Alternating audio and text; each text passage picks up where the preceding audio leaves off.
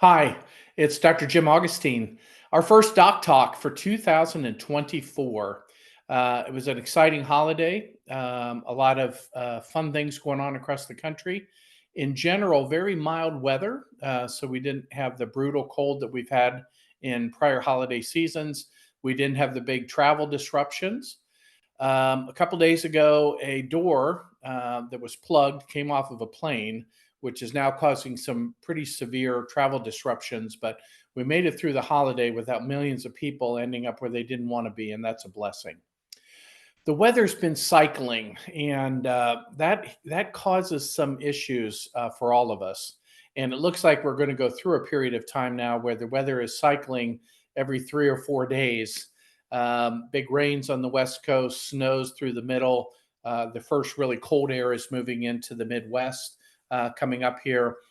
We currently have a nor'easter winding up the 95 corridor. So it's been a little challenging.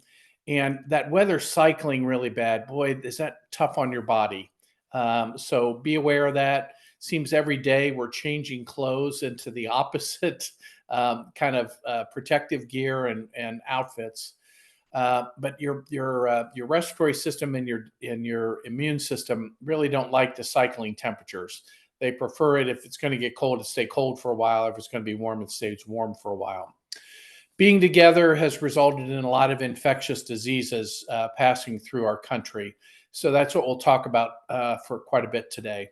I'm doing my physician and public health role today, so in a shirt and tie. We're talking about the hospitals being very crowded and busy, and what we're going to do to get through the rest of the winter. As you know, COVID created a deficit for us in our immune systems for a couple years, all masked up, staying away from each other. We didn't have the respiratory infections spreading the way that they usually do. That results in many of us having an immune system that isn't prepared for the bugs that we're usually tested with every year. And if you will, your immune system, which you build as a kid, having a lot of respiratory infections and GI infections and other things, you then later in life benefit from having that by then having much milder symptoms related to infections. We like having people get sick a little bit so that it protects them from getting big sick. And so that's really where we are at this point, is trying to either have people pass through the infections without getting very symptomatic, without being hospitalized and without dying, or getting vaccinated to build their immunity to certain diseases as we go through. Our three diseases are still COVID, the flu, and RSV. The past couple weeks have seen increase in hospitalizations related to COVID and the flu. They have been tracking very parallel. There are more people with flu infections, but about the same number of people are being admitted to the hospitals across the country this time with COVID infections and with influenza infections.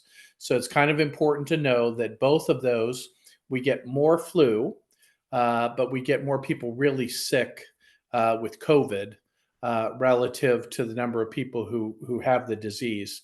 And about equal numbers are being admitted to hospitals across the country.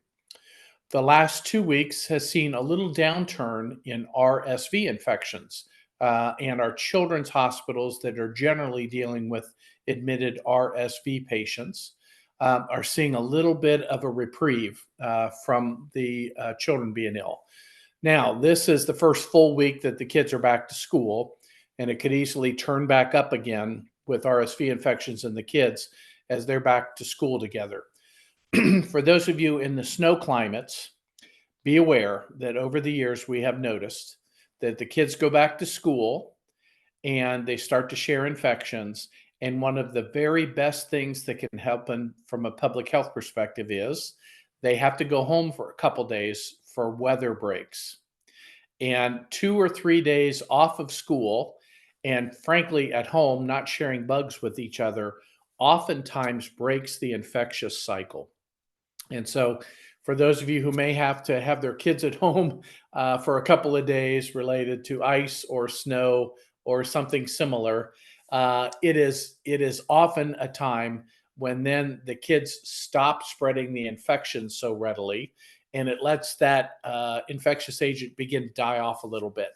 That is a positive benefit of the weather school breaks.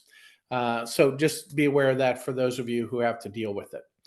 All right, let's talk about immunizations. We still have immunizations available for all three.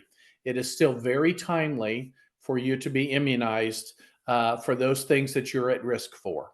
Most of us need a flu shot every year, and the flu shots are readily available. They're available through public health and through primary care and through all of the clinics.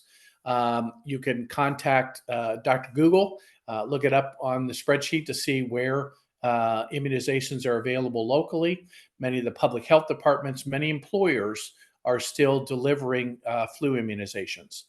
The big flu variant that is going through now is H1N1. That's an influenza A, H1N1. And that influenza A variant was the one that got us in 2009 and has a big personal history for me because I got very ill with that bug. That is part of the current flu immunization series, H1N1 and H3N2. So if you haven't got a flu shot, still a good time to get it. Second immunization is the COVID immunization for this year, which targets the variants that have been spreading for the last couple years, including the now prevalent variant in the United States, which was referred to as JN.1. JN.1 is covered under the current vaccination series for COVID. It still benefits you to get your COVID vaccination for this year. Infectious disease number 3 is RSV. Generally for the younger members of our population, so particularly the kids from 0 to about 5 years of age, with its maximum impact in the first 2 years of age. And for children who are ill, it can be a deadly infection. It makes the children very, very ill. They have difficulty breathing. They have difficulty feeding. And the little ones, they're miserable, and there's green stuff draining out of their nose.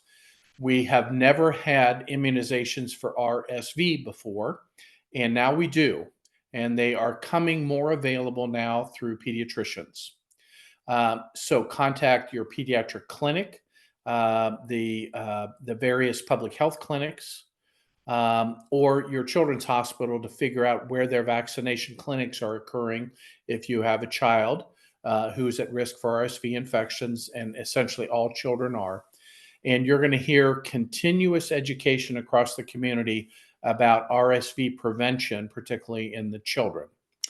Pregnant women have an opportunity to get vaccinated with a specific vaccine given to women who are pregnant in their 3rd trimester. They form the antibodies to RSV. They pass them on to their child when the child is born. And then the child is protected for some period of time afterwards and doesn't have to get re-immunized after they're born. A 3rd set of vaccinations are available to the older population. And so that generally has been considered 60 or older.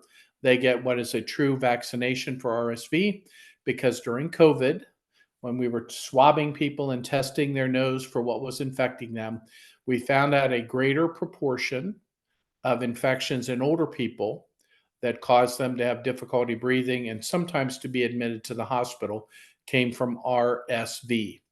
So we have a new series of vaccinations available for the adult population and for any at-risk people. So that's beyond the childhood years through to the senior years that vaccination is available for. Respiratory infections causing hospitals to be under duress. And part of our challenge recently here has been hospital beds full in a health system that's taken a beating over the past couple of years related to COVID. Be aware that a lot of hospitals are full, and when EMS is called to deal with people, they have been asked to make really good decisions about who needs to go to the emergency department. If you're having difficulty breathing, if you're having chest pain, if you're having fevers that aren't broken by Tylenol or ibuprofen, it's a really good idea to go to the emergency department to be evaluated. That can be a full service emergency department or a freestanding ED. For other symptoms that are less severe, not associated with difficulty breathing, and not prolonged symptoms in someone who has underlying medical problems, those are the illnesses that you can go to your primary care physician or to an urgent care center for. We do have medicines available to treat the flu if they're given quickly. That's generally Tamiflu, an oral agent for 5 days. We have oral treatments now for COVID that are still available. That's Paxlovid and a couple of other medicines that we can treat COVID infections to try to prevent them from getting more severe. So urgent cares have the availability of testing for both of those agents and other causes of colds and flu-like symptoms. And many times are the right place to go if you're not short of breath or have other significant symptoms that mean you need the service of a full emergency department. So we are in the thick of respiratory illnesses. We're in the thick of weather that's cold, and in many places getting colder, and our winter precipitation that you got to be safe around. So for the next couple weeks, try to stay as healthy as you can. Many people going out in public still feel better wearing a mask on their face, whether that's a surgical mask, a cloth mask, or an N95 mask that you have left over from your COVID days. And I want to make you aware that COVID tests are still available for free.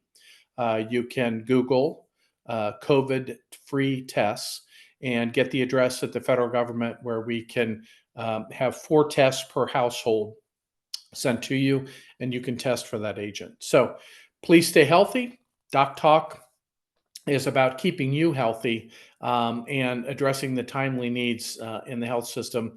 And we're facing that right now with very full hospitals and a lot of people getting sick. So you stay healthy and well. We'll talk to you again in a couple weeks. DocTalk. Thank you.